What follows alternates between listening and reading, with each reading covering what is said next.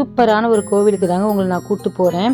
இந்த கோவிலோட சிறப்பு என்ன அப்படிங்கிறத என்னை விட எனக்கு பின்னாடி இந்த வீடியோ முழுசாக பாருங்கள். ஒருத்தர் சொல்கிறார், அவர் அவ்வளோ கிளியராக சொல்கிறார். பிரகலாதனுக்கு கருணை புரிந்து காப்பாற்றினவர் இவர் தான். பொதுவாக வந்து நரசிம்மருடைய அவதாரத்தை வந்து எல்லா ரிஷிகளும் வந்து பார்க்கணும் அப்படின்னு வந்து விருப்பப்படுறாங்க.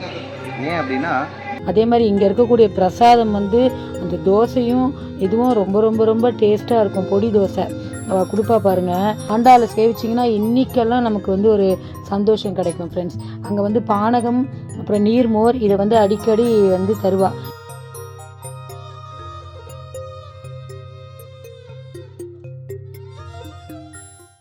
Hi friends, welcome to social team பத்து சேனல்.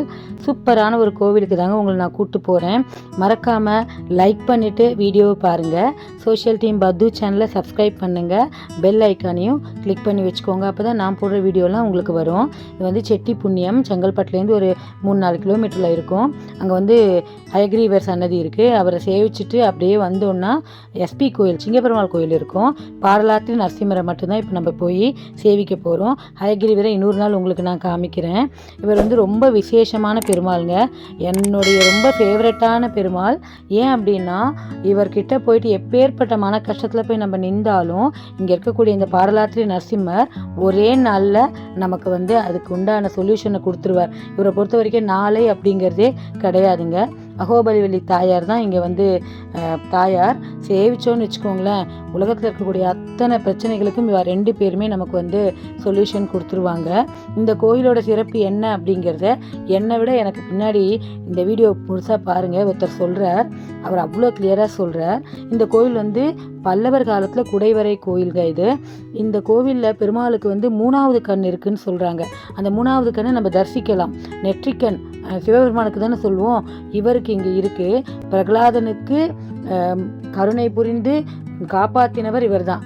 யார் அப்படின்னா நரசிம்மர் தான். தூணிலேருந்து வெளியில் வருவார். சிங்க முகத்தோடையும் மனித உடலோடையும் வந்து ஒரு கோபப்பார்வை உக்ர நரசிம்மராக இருப்பார். அந்த உக்ர நரசிம்மனுடைய கோபத்தை தணிக்கிறதுக்கு வந்து பிரகலாதன் பாட்டு பாடுவார். இங்கே இருக்கக்கூடிய புஷ்கரணியில் போய் பெருமாள் குளித்த உடனே அந்த புஷ்கரணியே சிகப்பு கலராக மாறிடுமா.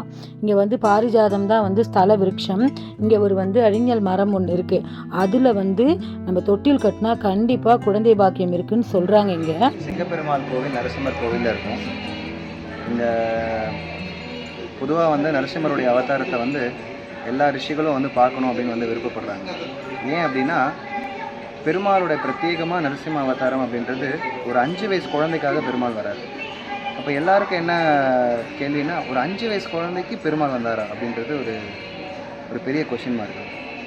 ஏன்னா, ஒரு அப்பாவுக்கும் பையனுக்கும் நடுவில் இருக்கக்கூடிய ஒரு பிரச்சனைக்காக பெருமாள் இறங்கி வந்தார். அதுவும் இருக்கிறதுலே ரொம்ப ஆக்ரோஷமான ஒரு ரூபத்தில், அவ்வளோ கோபத்தோட ஒரு 5 வயசு குழந்தைக்கான கோபமாக அப்பேற்பட்ட ஒரு எல்லாராலையும் ஆச்சரியப்பட்டு சொல்லக்கூடிய இந்த ரூபத்தை வந்து பல ரிஷிகள் வந்து ஆயிரக்கணக்கான வருஷங்கள் நாங்கள் தவம் பண்ணியும் பார்க்க முடியாத இதை வந்து நாங்கள் வந்து பார்க்கணும், அந்த ரூபத்தை நாங்கள் பார்க்கணுன்னு விருப்பப்படுறாங்க. அந்த மாதிரி இங்கே சிங்கப்பெருமாள் கோவிலில் வந்து ஜாபாலி மகரிஷி, சத்யகாமா ஜாபாலின்ற மகரிஷி வந்து அவர் இங்கே தபஸ் பண்ணி நரசிம்மர் வந்து தரிசனம் பண்ணுறார். இங்கே மலையே உடலாக கொண்டு நரசிம்மர் வந்து இங்கே ரூபமாக இருக்கார். நம்ம இங்கே வந்து நெற்றிக்கண்ணோட நரசிம்மர் இங்கே இருக்கிறது நம்ம பார்க்க முடியும். நம்ம பிரதட்சணம் வரணும் அப்படின்னா இந்த மொத்த மலையையும் சுற்றி தான் வர முடியும். இந்த மொத்த மலையும் நரசிம்மருடைய உடலாக வந்து கருதப்படுது, திருமேனியாக கருதப்படுது.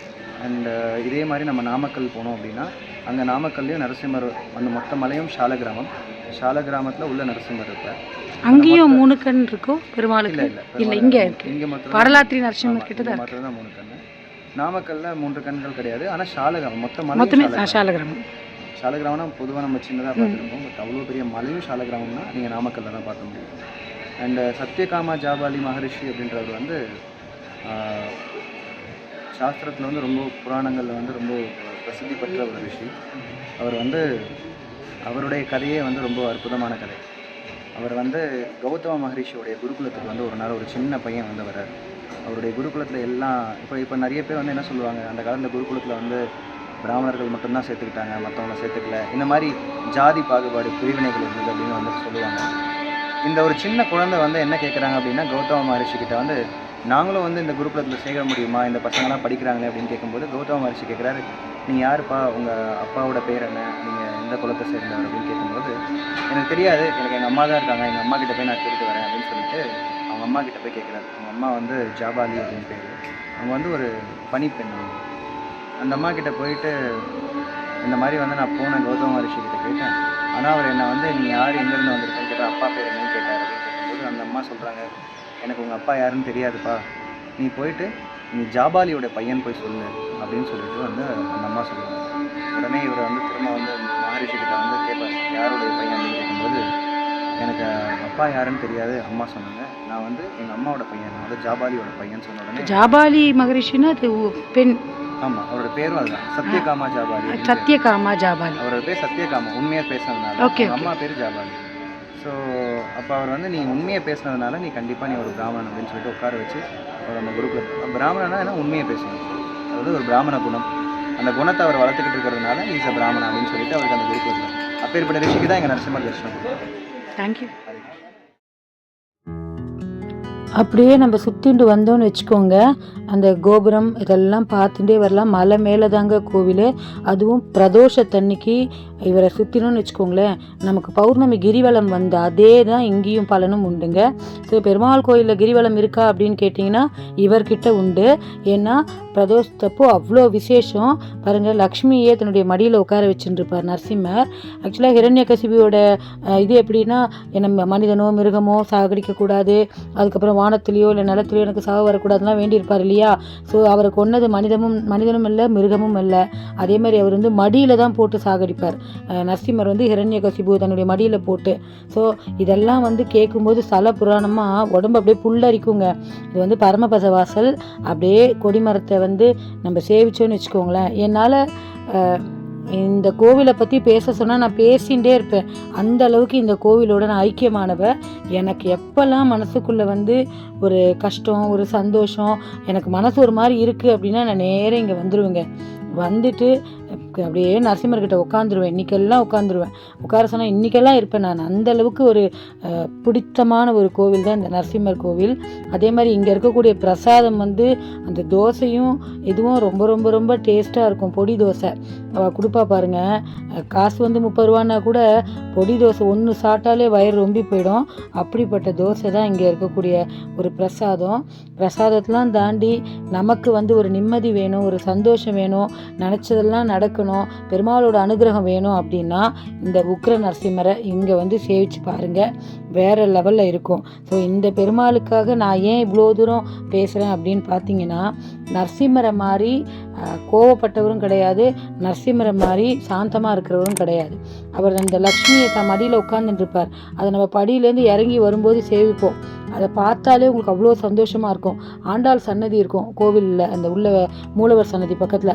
ஆண்டாளை சேவிச்சிங்கன்னா இன்றைக்கெல்லாம் நமக்கு வந்து ஒரு சந்தோஷம் கிடைக்கும் ஃப்ரெண்ட்ஸ். அங்கே வந்து பானகம் அப்புறம் நீர்மோர் இதை வந்து அடிக்கடி வந்து தருவா. இப்போ எங்கள் மாங்காடு கோயிலில் பார்த்திங்கன்னா பால் தருவா இல்லையா, இங்கே பானகமும் நீர்மோரும் தருவா. பாருங்கள், இது கிணறு. இந்த கிணறு பக்கத்துலேயே ஒரு நான் கல்வெட்டு கூட ஒன்று பார்த்தேன். அது வந்து கிட்டத்தட்ட சோழர் காலத்துதுன்னு சொல்கிறாங்க. பல்லவர் காலத்தில் கட்டப்பட்ட குடைவரை கோயில்னு இதை சொல்கிறாங்க. ஸோ நிறைய ஹிஸ்டாரிக்கல் திங்ஸ் இதில் நிறைய இருக்குது. ஆண்டாள் சன்னதி பக்கத்துலேயே ஒரு இது கூட ஒரு கல்வெட்டு இருக்குதுன்னு சொல்கிறாங்க. பாருங்கள், நீர்மோர் அண்டு பானகம் பிரசாதமாக கிடச்சிது. ஸோ வாய்ப்பு கிடைச்சா எஸ்பி கோயிலில் போய் பெருமாளை சேவிங்க ஃப்ரெண்ட்ஸ். பாய்.